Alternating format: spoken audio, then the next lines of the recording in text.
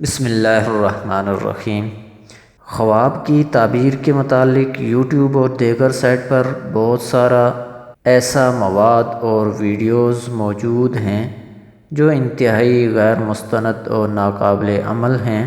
مفسرین نے لکھا ہے کہ خواب کی تعبیر جیسے بتائی جائے وہ ویسے ہی واقع ہو جاتی ہے جیسے تعبیر بتائی گئی ہے، جس کو قرآن پاک نے یوں بیان فرمایا ہے: قضی الامر الذی فیہ تستفتیان، یعنی جو میں نے تمہیں خواب کی تعبیر بتائی ہے اسی تعبیر کے مطابق فیصلہ ہو چکا ہے اس بات کا جس کے بارے میں تم مجھ سے پوچھ رہے تھے۔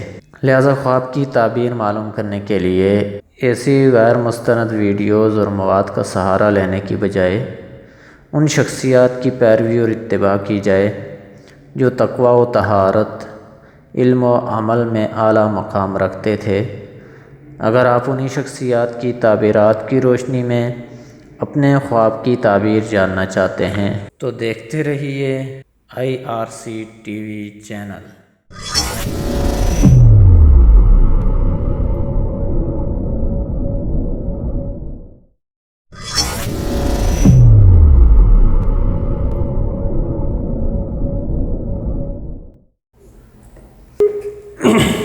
بسم اللہ الرحمن الرحیم۔ خواب میں اینٹ دیکھنا۔ حضرت ابن سیرین رحمۃ اللہ علیہ نے فرمایا ہے کہ خواب میں اینٹ مال جمع اور اکٹھا کیا ہوا ہے، چنانچہ ہر ایک اینٹ سے عوض 1000 درہم مقرر کرتے ہیں۔ اگر دیکھے کہ اس نے بہت سی اینٹیں جمع کی ہیں، دلیل ہے کہ اس کا بہت سا مال جمع ہوگا۔